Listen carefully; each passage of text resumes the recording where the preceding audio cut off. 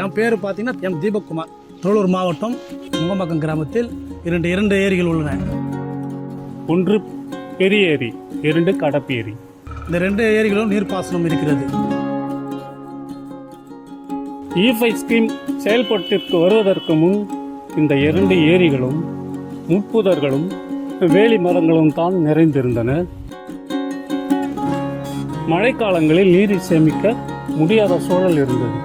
ஏரிகள் ஆழமில்லாமல் இருந்தது. இவர்கள் செயல்பாட்டுக்கு பிறகு ஏரிகளை ஆழப்படுத்தி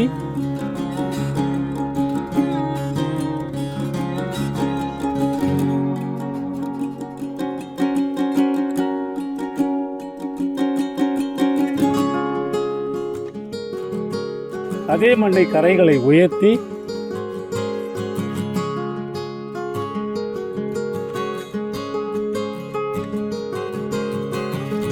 இந்த 2 ஏரிக்கரை ஓரங்களிலும் இவர்களுடைய திட்டத்தின் வாயிலாக ஃபென்சிங் வலைகளை போட்டு அழகாக பாதுகாத்து கொடுத்திருக்கிறார்கள். ஒரு தூர்வாரி நம்முடைய ஏரி பகுதி சீரமைத்துள்ளனர். முன்ன பார்த்தாக்க தண்ணி நிற்காமல் இருந்தது. இப்போ பார்த்தீங்கன்னா இந்த தூர் வாரதுனால நிறைய தண்ணி ஒரு கொள்ளளவு அதிகமாகிருக்கு.